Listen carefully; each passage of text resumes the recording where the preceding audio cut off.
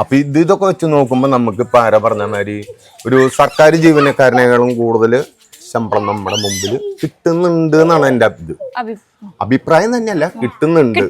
അത് നമ്മുടെ സൊസൈറ്റിക്കാർ നമ്മുടെ എടുക്കാറുണ്ട്.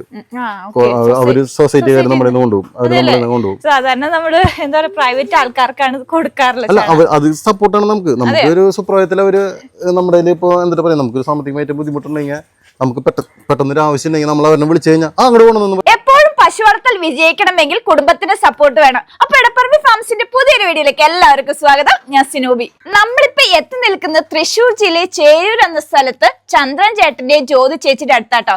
ഇവിടെ പശു വളർത്തുന്നുണ്ട്. ഇവര് പാലടക്കുന്ന സൊസൈറ്റിയിലാണ്. എന്നിട്ടും പശു വളർത്തൽ ലാഭകരമാണ്. അപ്പൊ ഇതിന്റെ കാഴ്ചകളാണ് ഇന്ന് നമ്മൾ കാണാൻ പോകുന്നത്. അപ്പൊ വീഡിയോ മാക്സിമം ഒന്ന് ഷെയർ ചെയ്യുക. എന്തായാലും നമുക്ക് വീഡിയോയിലേക്ക് പോകട്ടോ. ഈ വീട്ടിലെ അച്ഛനാട്ടോ. അപ്പൊ അച്ഛാ നമസ്കാരം.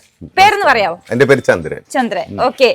അപ്പം അച്ഛൻ ഈ ഫീൽഡിലേക്ക് വന്നിട്ട് എത്ര നാളായി? ഞാനിപ്പോ ഒരു 10-30 വർഷത്തോളായിട്ടുണ്ട്. പക്ഷെ ഇതന്നെ ആയിരുന്നില്ല എന്ന് മാത്രം. അതില് കച്ചവടങ്ങളും മരക്കച്ചവടങ്ങളും കാര്യങ്ങളൊക്കെ ഉണ്ടായിരുന്നു.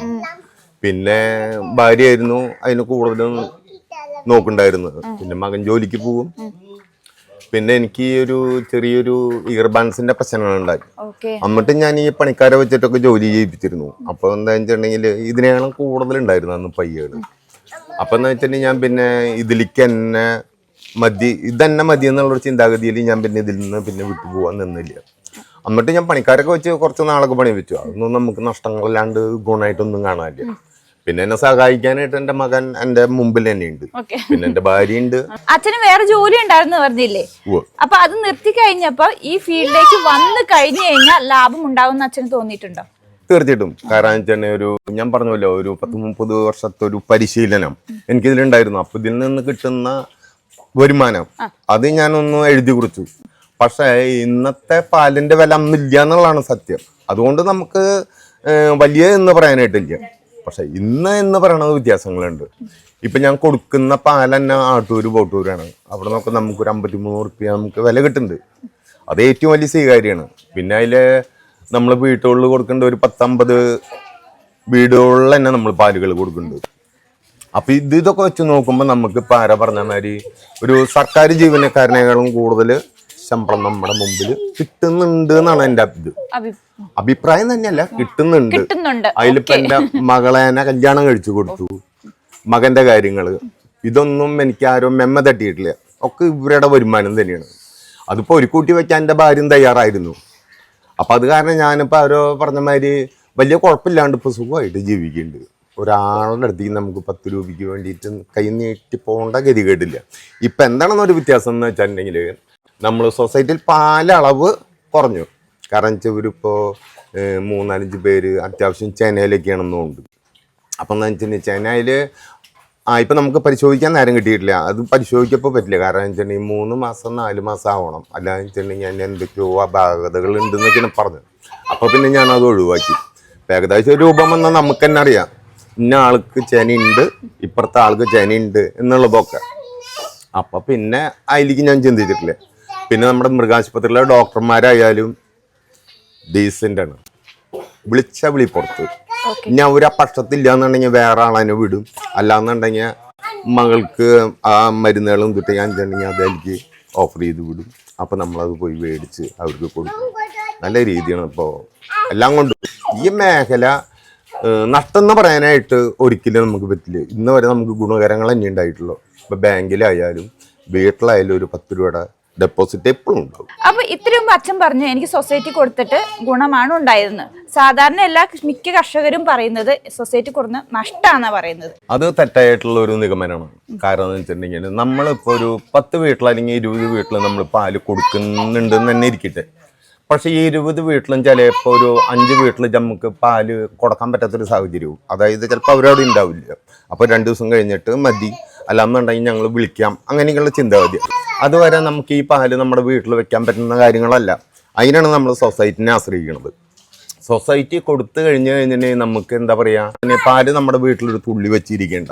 അത് നമുക്ക് സൊസൈറ്റിയിൽ നമുക്ക് അളന്നു കഴിഞ്ഞാൽ പൈസ എന്താ പറയുക, അരുമൂല്യം തെറ്റാതെ നമ്മുടെ കയ്യിൽ കിട്ടും. അപ്പൊ ഇവിടുത്തെ ചേച്ചി പറഞ്ഞു പശുക്കുട്ടികളെ ചേട്ടൻ വാങ്ങിച്ചുകൊണ്ട് വരുവാന്ന്. അത് എന്തുകൊണ്ടാണ് പശുക്കുട്ടികളെ മാത്രം തെരഞ്ഞെടുത്ത് വാങ്ങിച്ചുകൊണ്ട് വരുന്നത്? അത് വേറൊന്നല്ല, നമ്മള് ഇതിപ്പോ വലിയ പയ്യളെ മേടിക്കുകയാണെന്ന് തന്നെ വെച്ചിട്ടുണ്ടെങ്കിൽ അത് ഏത് രൂപത്തിലാണ്, അതിന്റെ പാൽ എങ്ങനെയുണ്ടെന്നൊന്നും നമുക്കറിയില്ല. ഞാൻ 2-3 പ്രാവശ്യം അങ്ങനെ മേടിച്ചിട്ട് ഞാൻ പെടലുണ്ടായി. അപ്പൊ ഞാൻ പിന്നെ സ്വയം അതൊന്ന് പിന്മാറാനുള്ളൊരു ഇതിലേക്ക് എത്തി. പിന്നെ ഞാനൊരു ദിവസം 2-3 കുട്ടികളെ മേടിക്കാനായിട്ട് ഞാനൊന്ന് ഉദ്ദേശിച്ച് പോയിപ്പോ നടന്നില്ല. അത് അവരെന്താ വെച്ചിട്ടുണ്ടെങ്കിൽ നമ്മുടെ ഇവിടെയുള്ളവർ നമ്മൾ തൊഴുത്തിയെ പോയിട്ട് കുട്ടീനെ മേടിക്കുമ്പോൾ അവര് വലിയ കാര്യങ്ങളൊക്കെ പറയണം. അതിനുള്ള ഇത് എൻ്റെ ഇല്ലെന്നാണ്. അപ്പൊ ഞാൻ ഇങ്ങനെ ഇരിക്കുമ്പോൾ എന്ന് വെച്ചാൽ എനിക്ക് തോന്നി, എൻ്റെ സുഹൃത്ത് എന്നോട് പറയും നമുക്ക് വേറെ ഒന്നുമല്ല, ചന്തയിൽ പോയി നമുക്ക് കാര്യങ്ങൾ നോക്കാമെന്ന് പറഞ്ഞു. അപ്പൊ ഞാനൊന്നും നോക്കിയില്ല, അങ്ങനെ വണ്ടി എടുത്തിട്ട് ഞാൻ പോയി ചന്തയിൽ പോയി നോക്കിയപ്പോ സമ്മർദ്ദമായിട്ട് കുട്ടികൾ ഈ പറയുന്ന വിലയേക്കാളും കുറവ്. അപ്പൊ എന്ന് വെച്ചിട്ടുണ്ടെങ്കിൽ ഇതേവരൊക്കെ ഞാൻ അങ്ങനെ മേടിച്ചിട്ടുള്ളത്. പിന്നെ കോളനി അച്ചപ്പണത്, അവള് കന്നിപ്പയ്യാളാണ് അവർ രണ്ടുപേരും. ഇതൊക്കെ കുട്ടികൾ തന്നെയായിരുന്നു. ഇത് ഞങ്ങളുടെന്ന് പറഞ്ഞ ഇവിടുത്തെ കുട്ടി പെറ്റിട്ടുണ്ടായിട്ടുള്ളതാ കിങ്ങിണി. പേരൊക്കെ പറഞ്ഞു കൊടുത്തില്ലേ ചോദ്യം? ചേച്ചി പറഞ്ഞു. പിന്നെ അപ്പൊ അതൊന്നും ഞാൻ കുട്ടികളെ ഞാൻ വിടാനുള്ള ഉദ്ദേശമില്ല. കുട്ടികളെ നീ മേടിക്കാൻ തന്നെയാണ്. അപ്പൊ ഭാര്യ എന്താ പറഞ്ഞതെന്ന് വെച്ചിട്ടുണ്ടെങ്കിൽ ഇന്നത്തെ നമ്മുടെ സ്റ്റേജില് നമുക്ക് കുറച്ച് കറവാണ് മേടിക്കേണ്ടത്. അപ്പൊ കറവ് മേടിക്കുകയാണെന്ന് വെച്ചിട്ടുണ്ടെങ്കിൽ നമുക്ക് അത് മേടിക്കുകയാണെന്ന് വെച്ചിട്ടുണ്ടെങ്കിൽ ചിലപ്പോൾ അരക്കറവായിരിക്കാം, ചിലപ്പോൾ ഏതെങ്കിലും തരത്തിൽ ആ പൈക്ക് വീഴ്ചകൾ ഉണ്ടാവും. അങ്ങനെ ഉണ്ടാവരുതെന്നുള്ള പ്രാർത്ഥനയിലാണ് ഞാൻ ഈ കുട്ടികളെ നോക്കാൻ പോണത്. ചില പയ്യകൾക്ക് എന്താണെന്ന് വെച്ചിട്ടുണ്ടെങ്കിൽ പോരായ്മകളുണ്ട് ഇതിൽ. കാരണം വെച്ചിട്ടുണ്ടെങ്കിൽ ഒരു വീട് നശിപ്പിക്കാൻ 10 പയ്യന് മേടിച്ചാൽ മതി, നശിച്ചു പോകും. കാരണം വെച്ചിട്ടുണ്ടെങ്കിൽ തരുന്ന ആൾക്കാർ ഏത് രൂപത്തിലുള്ള പയ്യകളാണെന്ന് നമുക്ക് പാര പറഞ്ഞവരെ അവരെ മടി നോക്കി അല്ലെങ്കിൽ അവരുടെ ചെവിക്കുറ്റി അവരുടെ മേന് കണ്ടു കഴിഞ്ഞാൽ നമുക്കറിയാം ഈ പയ്യക്ക് പ്രായമുണ്ട്, നടക്കാൻ പോണ കാര്യങ്ങളല്ലാന്ന്. അല്ല, നമുക്ക് പാലാണ് പ്രാധാന്യം എന്നും പറഞ്ഞു കൊണ്ടുവന്നിട്ട് നമ്മൾ തൊഴുത്തിൽ നിർത്തി 10 ദിവസം കറക്കുമ്പോഴേക്കും പാലിടല്ലായി പോകും. പിന്നെ അവർക്ക് വരുന്ന പോരായ്മകൾ ഒരാൾക്ക് നമ്മൾ കൊടുക്കാന്ന് പറഞ്ഞിട്ടുണ്ടെങ്കിൽ എന്നെ പോലുള്ള ആൾക്കാർ മേടിച്ചു കഴിഞ്ഞാൽ ആ കണ്ണീര് ഞാൻ കാണണം. അപ്പൊ അതിനൊന്നും ഞാൻ ഉദ്ദേശിക്കാറില്ല. ഇപ്പൊ ഞാൻ എന്താ വെച്ചിട്ടുണ്ടെങ്കിൽ കുറച്ച് എന്തായാലും ഇപ്പൊ ഒരു 3-5 തന്നെ ഞാനിപ്പോ 2 മാസത്തിനുള്ളിൽ ഞാൻ കൊണ്ടുവരും. അതാണ് എന്റെ മനസ്സിലുള്ളത്. ഈ വീട്ടിലെ മകനാണ്. അപ്പൊ ചേട്ടാ പേരെന്ന് പറയാമോ? പേര് ശ്രീ എന്നാണ് പേര്. ഓക്കെ. അച്ഛനും അമ്മയും പറഞ്ഞു ചേട്ടനാണ് കൂടുതൽ സപ്പോർട്ട് ഈ പശു വളർത്തലിന് വേണ്ടി. സപ്പോർട്ട് എന്ന് പറഞ്ഞിട്ടുണ്ടെങ്കിൽ ഒരു സമയത്തൊന്നും കയറണ്ടായിരുന്നില്ല തൊഴുത്തിലേക്ക്. ഇവര് കയറ്റൂല. അപ്പോ പിന്നെ ഒരു സമയം കഴിഞ്ഞപ്പോ ഇവര് കിടന്ന് ഈ കസ്റ്റമർ കാണുമ്പോ നമുക്കും ഇപ്പൊ നമ്മളിപ്പോ ബേക്കറിയുടെ വർക്കാണ് എനിക്ക്. അവിടെ ബേക്കറിയിലേക്ക് പോകും. അപ്പൊ നമ്മുടെ വീടിന്റെ അടുത്ത് തന്നെ പെരിഞ്ഞാന്ന് പറയും സ്ഥലം. ജോലിക്ക് പോകുന്നുണ്ട്. അതിനിടയിൽ അതുണ്ട്. അപ്പൊ അതാണ് സാധാരണ പോയിക്കൊണ്ടിരിക്കുന്നത്. അപ്പൊ പിന്നെ ഞാൻ അങ്ങോട്ട് കയറാറില്ല. അപ്പൊ പിന്നെ അത് കഴിഞ്ഞ് വരുമ്പോ ഇവരെന്നെ പറയും കാരണം നീ അവിടെ നിന്ന് കഴിഞ്ഞ വന്നേരം ചോദിക്കും. പിന്നെ കുറെ കഴിഞ്ഞപ്പോ ഇവരിങ്ങനെ ചീന കാണുമ്പോ നമുക്കും അതൊരു എന്താ പറയാ. അപ്പൊ പിന്നെ ഞാനും അങ്ങനെ പതുക്കെ അങ്ങനെ കയറി തുടങ്ങി. അപ്പൊ പുലർച്ചപ്പോ ആളെ എനിക്ക് കഴിഞ്ഞാൽ ഞാനും എനിക്കും. എത്ര മണിക്ക് അച്ഛനൊരു 3 മണി സംഭവിക്കാം അച്ഛൻ തുടങ്ങും. അപ്പൊ അതിന്റെ പിന്നാലെ ഞാൻ പതുക്കെ എനിക്കും. അപ്പൊ ആളൊന്നല്ലെങ്കിൽ ചാണകം ഒന്നല്ലെങ്കിൽ എടുക്കും, അല്ലെങ്കിൽ കഴുകും, എന്തെങ്കിലുമൊക്കെ ഒന്ന് ചെയ്യാൻ ആളുണ്ടാവും. അപ്പൊ അതിന്റെ പിന്നാലെ ഞാനും തൊഴുത്തിലേക്ക് കയറും. പിന്നെ ഇവിടുത്തെ കറവും കാര്യങ്ങളൊക്കെ കഴിഞ്ഞ് കഴിഞ്ഞാൽ പിന്നെ ഞാൻ വേഗം കുളിച്ച് പാലാക്കല് പിന്നെ അമ്മയെ കാരണം ആ കാര്യങ്ങളൊക്കെ അവർ ചെയ്തോളും. കാരണം എന്ന് വെച്ച് കഴിഞ്ഞാൽ അപ്പം തന്നെ ഞാൻ പിന്നെ എൻ്റെ ജോലിക്ക് പോവും.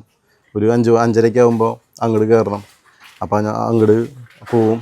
പിന്നെ അവിടുത്തെ ജോലി കഴിഞ്ഞാൽ പിന്നെ തിരിച്ചിങ്ങോട്ട് വന്നു കഴിഞ്ഞാൽ പിന്നെ ഇവിടുത്തെ കാര്യങ്ങൾ വീണ്ടും.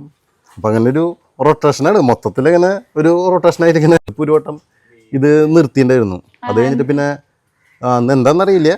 അപ്പം അത് കഴിഞ്ഞിട്ട് കൊളമ്പകടയ്ക്ക് ആയിട്ട് നിർത്തിയിട്ടുണ്ടായിരുന്നു. അത് അന്ന് നിർത്തിയെന്ന് പറഞ്ഞു കഴിഞ്ഞാൽ അതിന്റെ പകർക്ക് ആടുകളുണ്ടായിരുന്നു. ഒരു 10-30 ആടുകൾ 10-30 ആടുകളുണ്ടായിരുന്നു. അത് ഇതേപോലെ കുറെ വളർത്തിണ്ട്. പിന്നെ എന്താ പ്രശ്നം എന്ന് വെച്ചിട്ടുണ്ടെങ്കിൽ ഇവരുടെയൊക്കെ സ്വന്തം മക്കളെ പോലെ തന്നെ, അപ്പൊ നമ്മളെ പോലെ തന്നെ പേരൊക്കെ ഇട്ട് അവർക്ക് ഇതേപോലെ പേരുണ്ടായിരുന്നു. അപ്പൊ ഇവരൊക്കെ പോകുമ്പോൾ ഉള്ള ഒരു ബുദ്ധിമുട്ടുകളുണ്ട്. അങ്ങനെ കുറെ കഴിഞ്ഞ് അങ്ങനെ ഇപ്പോ പിന്നെ ഇവരെ അയച്ചു വിട്ട് കഴിഞ്ഞിട്ടുണ്ടെങ്കിൽ ഇവർ ഓടി നടക്കും. പിന്നെ എല്ലാവർക്കും അങ്ങനെ ഒരു ബുദ്ധിമുട്ടായപ്പോൾ പിന്നെ അവരെ ഒറ്റയടിക്കാരനെ നിർത്തി. പിന്നെ അത് നിർത്തിയപ്പോൾ വീണ്ടും ഇവരിലേക്ക് വന്നു. അപ്പൊ അച്ഛനും അമ്മയും പറഞ്ഞു മകൻ ഈ ഫീൽഡിലേക്ക് വന്നപ്പോഴാണ് ഇവിടെ പശുക്കുട്ടികളെ ശരിക്കും കിട്ടുക. അതിന് മുമ്പ് പശുക്കുട്ടികൾ ചത്തുപോന്ന് പറഞ്ഞു. ഇതിപ്പോ എന്തിട്ടാ ഇതിപ്പോ ഞാൻ ഇറങ്ങിയ സമയത്തും അതിന് മുന്നും ഇവരനുസരിച്ച് പ്രസവിച്ചു കഴിഞ്ഞിട്ടുണ്ടെങ്കിൽ മാക്സിമം ഒരാഴ്ച അല്ലെങ്കിൽ 2 ആഴ്ച മാക്സിമം. അത് കഴിഞ്ഞ് കഴിഞ്ഞിട്ടുണ്ടെങ്കിൽ ഇവര് വയ്യാണ്ടാവും. ഈ വയറിളക്കും സംഭവങ്ങളൊക്കെ ആയിട്ട് വയ്യാണ്ടാവും. ഒരു 3 ദിവസം 4 ദിവസമൊക്കെ ഇങ്ങനെ കിടപ്പ് ഇങ്ങനെ കിടക്കും. ഇപ്പൊ നമ്മള് പ്രായം കഴിഞ്ഞ ഈ കാരണന്മാരോ അല്ലെങ്കിൽ നമ്മളെങ്കിലും വയ്യാണ്ടായി കഴിഞ്ഞ് ഇങ്ങനെ ഒറ്റണക്കത്തിൽ ഇങ്ങനെ കിടക്കണ മാതിരി ഇവർക്ക് കിടന്നിട്ട് ഒരു 4 ദിവസമൊക്കെ അങ്ങനെ കിടക്കും. ഇതന്നെ നമ്മളിങ്ങനെ സ്ഥിരം കണ്ട് പിന്നെ ഒരു ചത്ത് കഴിഞ്ഞാൽ നമ്മൾ തന്നെ എടുത്ത് ഇപ്പോൾ രാത്രി ഇപ്പോൾ നമ്മുടെ അവിടെ രാത്രി അല്ലെങ്കിൽ എപ്പോഴെങ്കിലൊക്കെ നമ്മൾ തന്നെ എടുത്ത് കുഴിച്ചിടേണ്ട ഒരു അവസ്ഥയും അതിങ്ങനെ തുടർന്ന് നമുക്കതൊരു സങ്കടമായി തുടങ്ങി ലാസ്റ്റ്. അതിപ്പോൾ അത് കഴിഞ്ഞ് പിന്നെ നമ്മൾ എന്തിട്ട് വെച്ചാൽ നമ്മൾ പിന്നെ ആലോചിച്ചു ഇത് എന്ത് ചെയ്യും എന്നുള്ളൊരു രീതിയായി. പിന്നെ നമ്മുടെ ഡോക്ടർമാരുണ്ട്, അവരായിട്ട് നല്ലൊരു കണക്ഷൻ ഉണ്ടായിരുന്നു. അപ്പോൾ ഞാൻ ഇങ്ങനെ ഒരു വട്ടം ഇതേപോലെ പശു ഒരു പ്രസവിച്ചപ്പോൾ ഞാൻ ഡോക്ടറെ അടുത്തേക്ക് അപ്പം തന്നെ പോയി. ഇങ്ങനെ പശു പ്രസവിച്ചിട്ടുണ്ട്, ചെറുതായിട്ട് ഇങ്ങനെ വയറിളക്കം ഉണ്ട്. അതാണ് അവർക്ക് മെയിനായിട്ട് കാണിക്കണ്ടായിരുന്നു, വയറിളക്കം. അപ്പോൾ ആള് ഇങ്ങനെ മരുന്ന് തന്നു. അപ്പോൾ പെറ്റ് കഴിഞ്ഞ് പിറ്റേ ദിവസം തൊട്ട് മരുന്ന് കൊടുക്കും. ഒരു 10 ദിവസമെങ്കിലും ഈ മരുന്ന് അടുപ്പിച്ച് കൊടുക്കും. ഒരു ഗുളിയാണ് അടുപ്പിച്ച് കൊടുത്തപ്പോൾ ഇവരുടെ വയറിളക്കം നിന്ന് തുടങ്ങി. പിന്നെ അവർക്ക് വിരയുടെ മരുന്ന് കൊടുക്കായി. അങ്ങനെ കൊടുത്തപ്പോഴാണ് ശരിക്കും ഇത്രയധികം ഇപ്പൊ നിൽക്കണ പശുക്കുട്ടികളൊക്കെ നിൽക്കണത്. അത്യാവശ്യം നല്ല പശുക്കുട്ടികൾ, നന്നായിട്ട് നോക്കേണ്ടത് നമുക്ക് കണ്ടറിയാം. നല്ല പശുക്കുട്ടി, അതായത് കൃത്യമായ പരിചരണം, അവർക്ക് ആവശ്യമായ മെഡിസിൻ എല്ലാം കൊടുക്കുന്നുണ്ട്. അതാണ് ഇവിടെ ചെയ്തല്ലേ? അതെ അതാണ് മെയിൻ ആയിട്ട് കാര്യം. പിന്നെ എന്താന്ന് വെച്ചിട്ടുണ്ടെങ്കിൽ ഈ പശുക്കുട്ടി എന്ന് പറഞ്ഞാൽ ഏറ്റവും താഴെ ശരിക്കും എല്ലാവരേക്കാളും താഴെ ഈ പശുക്കുട്ടിയായിരുന്നു.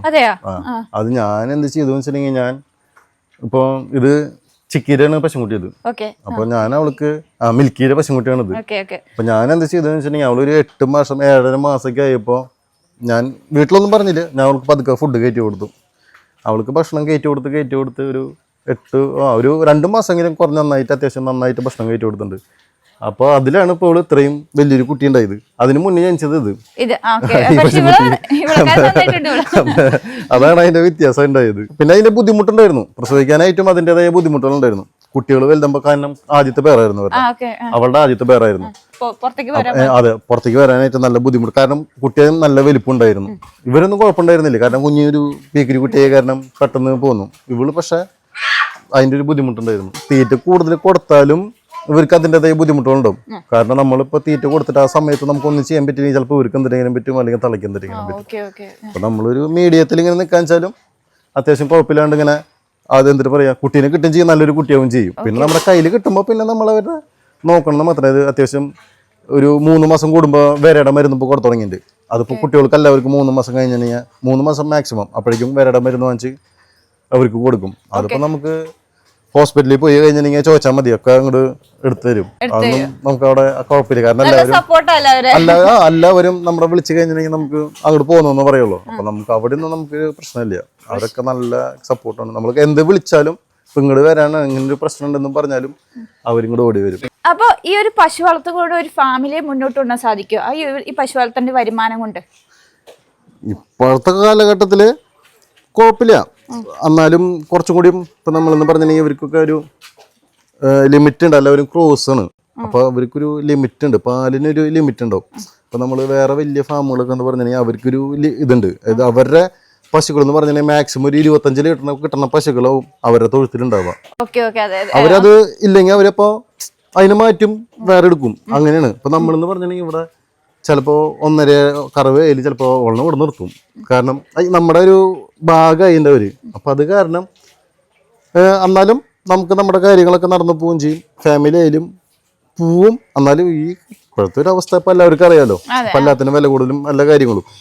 അപ്പോൾ ഇപ്പോൾ ഒരു സപ്പോർട്ട് ഒരാൾക്കും കൂടി ജോലി ഉണ്ടെങ്കിലും നല്ല തന്നെയാണ്. അപ്പം ഞാനിപ്പോൾ ഇത് കഴിഞ്ഞാലും ഞാൻ പറഞ്ഞില്ല, ഞാൻ ഒരു ബേക്കറിയുടെ വർക്കിന് പോകുന്നുണ്ട്. അപ്പോൾ ഇത് നോക്കും അത് നോക്കും. വേറെ പ്രാരബ്ധങ്ങളൊന്നും ഇല്ലെങ്കിൽ നമുക്ക് നമ്മുടെ ഫാമിലിനെ ഇപ്പോൾ 4 പേരായാലും സുഖമായിട്ട് നമുക്ക് എന്നിട്ട് പറയാ മുന്നോട്ട് പോകാൻ പറ്റും. കാരണം നമുക്ക് ഇവരുടെ പാല് മാത്രമല്ല, കാരണം ഇവിടെ നമുക്ക് ഇവരുടെ ചാണകമായാലും നമുക്ക് ഒരു കൊല്ലത്തിൽ അത്യാവശ്യം ചാണകത്തിൽ നിന്ന് മാത്രമായിട്ട് നല്ലൊരു വരുമാനം ഉണ്ട്. നമുക്ക് ഒറ്റയടിക്ക് കിട്ടില്ലെങ്കിലും നമുക്ക് കുറച്ച് ശൈലി നമുക്ക് കിട്ടും. ഇപ്പൊ നമുക്ക് പച്ച ചാണകമായാലും നമ്മള് ഇപ്പൊ ഈ മഴ തുടങ്ങണതിന് മുന്നേ പച്ച ചാണകമൊക്കെ നമുക്ക് ഒരു ഇതൊക്കെ പോകും. വേനൽക്കാലത്ത് നമ്മൾ ചാണകം ഉണക്കും. അപ്പൊ സെയിലുണ്ട്. അത് നമ്മുടെ സൊസൈറ്റിക്കാർ നമ്മുടെ എടുക്കാറുണ്ട്.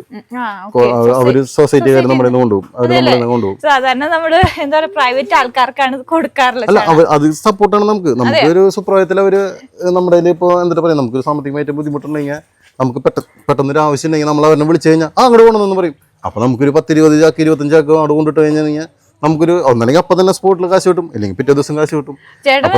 പറഞ്ഞപ്പോ എനിക്ക് അത്ഭുതം, കാരണം സൊസൈറ്റിന്ന് സപ്പോർട്ട് കിട്ടുന്നു പറയുന്നത്. അപ്പൊ നമുക്കത് ഒരു ഉപകാരം. പിന്നെ പോരാത്തന്നെ നമ്മൾ ഇതില് ഇപ്പൊ അവസാനത്തെ ഇപ്പൊ കൊല്ലത്തെ അവസാനത്തെ 4 ചാക്കുകളാണ് കിടക്കണത്, ചാണകപ്പൊടികള്. ആ ചാണകപ്പൊടി അതിപ്പോ ഇങ്ങനെ കൂറായിട്ട് കിടക്കണത്, അല്ലെങ്കിൽ ഏരിയ മൊത്തം ഇപ്പൊ ഈ ഒരു ഏരിയ മൊത്തം ചാണകപ്പൊടി ആയിരിക്കും, ഈ ഒരു കഷ്ണം മൊത്തം ചാണകപ്പൊടി ആയിരിക്കും. ഇപ്രാവശ്യം കുറെ കൊടുത്ത് ഒക്കെ അവസാനിക്കും. ഒരു 100-150 ചാക്കിന്റെ മേലെ നമ്മൾ ഇതിന്റെ ഉള്ളിൽ സ്റ്റോക്ക് ചെയ്തിട്ട് മാത്രം കൊടുത്തിട്ടുണ്ടാവും. പിന്നെ പോരാത്തിന് നമ്മൾ ഉണക്കണ സമയത്ത് നമ്മൾ ഓരോരുത്തർ വിളിച്ച് പറയുമ്പോൾ നമ്മൾ പിന്നെ അവർക്ക് എത്തിച്ചു കൊടുക്കും. അപ്പം നമുക്ക് പാല് മാത്രമല്ല, അല്ലാണ്ടും നമുക്ക് എന്താ പറയുക, ഇപ്പോൾ ചാണകപ്പൊടി നിന്നായാലും നമുക്ക് ചാണകത്തിനായാലും അത്യാവശ്യം ഉണ്ട്. ഇപ്പോൾ കുറച്ചാൾ മുന്നേ നമ്മുടെ ബാക്ക് സൈഡൊക്കെ നമ്മുടെ പറമ്പ് തന്നെയാണ്. അപ്പം അതിലൊക്കെ ഫുള്ള് കുറേ ചീരകളും എന്താ പറയുക അത്യാവശ്യം പച്ചക്കറികൾ നമ്മുടെ വീട്ടിലേക്കൊക്കെ ഉണ്ടായിരുന്നു. അപ്പം ചീരയൊക്കെ കുറേ ഉണ്ടായിരുന്നു. അപ്പം അതൊക്കെ വെള്ളമൊക്കെ നമ്മൾ കൂടുതൽ അതിന് ഉപയോഗിക്കും. പിന്നെ നമ്മുടെ പുല്ലിന് നമ്മൾ വെള്ളം വിടാറുണ്ട്. പിന്നെ ചീരയൊക്കെ ആകുമ്പോൾ ലാസ്റ്റ് ചീര സെയിലായി വിറ്റ് തുടങ്ങി. ഇവിടെ പുലർച്ചയ്ക്ക് നടക്കാൻ വരും. അപ്പൊ അവര് നടക്കുന്ന സമയത്ത് ഇത് വെയിലേ കാരണം അവിടുന്ന് എത്തിച്ചോക്കാൻ സുഖം. അപ്പൊ ഇതുകൊണ്ട് കാണുമ്പോ അവർക്ക് ഇത് ആവശ്യവും. നമ്മൾ നനയ്ക്കണ കാണുന്നു, നമ്മളതിന്റെ ഉള്ളിൽ കിടന്ന് നടക്കണ കാണുമ്പോ അവർക്കൊരു സന്തോഷം. പക്ഷെ അവര് ചോദിച്ചു തുടങ്ങി കൊടുക്കണ്ടോ എന്ന്. ആദ്യം ഞാൻ എൻ്റെ അടുത്ത് ചോദിച്ചപ്പോൾ ഞാൻ പറഞ്ഞു കൊടുക്കില്ലേ വീട്ടാവശ്യത്തിനാന്ന് പറഞ്ഞു. പിന്നെ ചോദിച്ചപ്പോ ലാസ്റ്റ് അത് പിന്നെ കൊടുത്തുടങ്ങി. പിന്നെ പച്ചച്ചീര ചുവപ്പ് ചീര ഒന്നും ഇല്ല. പിന്നെ ചോക്കണതൊക്കെ ലാസ്റ്റ് കൊടുത്തുടങ്ങി എല്ലാവർക്കും. അതുപോലെ വഴുതനങ്ങ അത്യാവശ്യം ഇവിടെ ചെയ്യാറുണ്ട്. നമ്മുടെ ബാക്കില് നമ്മുടെ സ്ഥലമല്ല, ഓരോ സ്ഥലം. പക്ഷെ അവര് നമ്മളെ ഭയങ്കരമായിട്ട് സപ്പോർട്ട് ചെയ്യാറുണ്ട്. അതില് നമ്മള് കുറെ എന്താ പറയാ കൃഷി ചെയ്യാറുണ്ട്. കൂർക്ക ചെയ്യാറുണ്ട്, തക്കാളി ചെയ്യും, മിളകിടാറുണ്ട്, വെണ്ടക്കായ ഇടാറുണ്ട്, പിന്നെ എന്താ കൊള്ളി വയ്ക്കാറുണ്ട്. കുറെ ഇടാറുണ്ടായിരുന്നു. അത്യാവശ്യം നമ്മുടെ വീട്ടിലേക്കുള്ള സകല സാധനങ്ങൾ ഇടാറുണ്ടായിരുന്നു. പിന്നെന്ന് പറഞ്ഞിട്ടുണ്ടെങ്കിൽ പന്നിശല്യം കൂടി തുടങ്ങി. അപ്പൊ പിന്നെ പതുക്കെ നിർത്തി തുടങ്ങി. ഇപ്പൊ കുറച്ച് മഞ്ഞളും അങ്ങനെ ഐറ്റംസുകളൊക്കെ ചെയ്തിട്ടുണ്ട്. ഇപ്പം അതിൽ മഞ്ഞൾ, ഇഞ്ചി അങ്ങനെയൊക്കെ ചെയ്യാൻ അതിന് കൃഷിഭവനിൽ നിന്ന് നമുക്ക് ചെയ്യാറുണ്ട്. അവർ ഈ തൈകളെ കൊണ്ടുവരുമ്പോൾ നമുക്ക് കൊണ്ടുവരും. കൂടെ തൈകൾ വിളിക്കും, തൈകൾ കൊണ്ടെന്ന് പറഞ്ഞിട്ട്. അപ്പം നമ്മളവിടെ പോയി തൈകൾ കൊണ്ടുവരും, എന്നിട്ട് ഇവിടെ വയ്ക്കാറുണ്ട്. ഇപ്പോൾ ഒരു മൂന്ന് കൊല്ലം അതിൻ്റെ 3 കൊല്ലമായിട്ട് മഞ്ഞപ്പൊടി പുറത്തുനിന്ന് വാങ്ങാറില്ല. ഇവിടെ തന്നെ ഇതുപോലെ വെച്ചിട്ട് അത് പൊടിപ്പിച്ചിട്ടാണ് ഇപ്പോൾ ഇവിടെ മഞ്ഞപ്പൊടി ഉപയോഗിക്കുന്നത്. അപ്പൊ പുറത്തുനിന്ന് ആ സാധനം വാങ്ങാറില്ല. എന്നാലും ചേട്ടൻ പറയണ എന്തായാലും പശുവളത്തിലും കൃഷിയും നല്ലതാണെന്നാണ്. അതെ, നമുക്കൊരു ഇൻട്രസ്റ്റ് ആണ്. നമുക്കെന്ന് പറഞ്ഞിട്ടുണ്ടെങ്കിൽ ഇപ്പോഴത്തെ അവസ്ഥയിൽ പറഞ്ഞാൽ മിണ്ടുമ്പോ രോഗം നമ്മൾ ഇതിലേക്കൊക്കെ ഇറങ്ങി ഒരു രോഗത്തിന് തടയുണ്ടോ. ഹോസ്പിറ്റൽ കാശ് ഒരു തടയ്ക്കാൻ നമുക്ക് എന്താ പറയാ, ഹോസ്പിറ്റലുകാർക്ക് കാശ് കുറച്ച് കൊടുത്താൽ മതി. കുഞ്ഞേ നിനക്കൊറ്റ താരാട്ടു ഞാൻ, തുമ്പിയുടെ തേൻ ചിറകു പാറുമൊരു നാദം, എന്നു ഞാല ഇരുളല കവർന്നുപോയി. കരിറമ്പം കൊണ്ട കാറ്റിലൊരു തുളസി മണവാറാത്ത നാദം ഒലിച്ചു പോയൻ തറ. അറിയില്ലയോ നിന്റെ നൊമ്പരങ്ങൾ, ഞങ്ങൾ പിറകിൽ നിന്നിടറുന്ന നാദനിഴലുകൾ.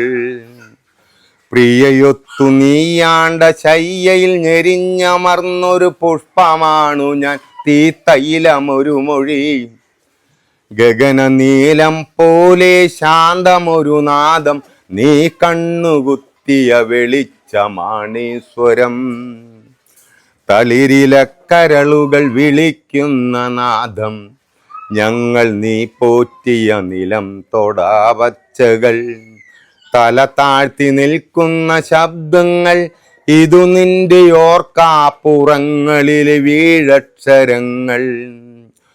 നാദങ്ങൾ ഇരുളിൽ തിളങ്ങുന്നു, രശ്മികൾ മിഴിവിളക്കുന്നു, വിണ്ണൊലികളെല്ലാം മുന്നിൽ രൂപമിട്ടുണരുന്നു. നാം തനിച്ചല്ലെൻ്റെ കൂട്ടുകാരി, നാം അടക്കിപ്പിടിക്കുമേ മൺപേടകത്തിൽ മിഴിനീർ തെളിക്കുക. മന്ത്രം ക്ഷണിച്ചിതിനുള്ളിലെല്ലാരെയും, അൻപോടെ ഇതിനുള്ളിലെല്ലാം നിറയ്ക്കുക. കൗമാരമലരിൻ്റെ മൃദുലത നിറയ്ക്കുക.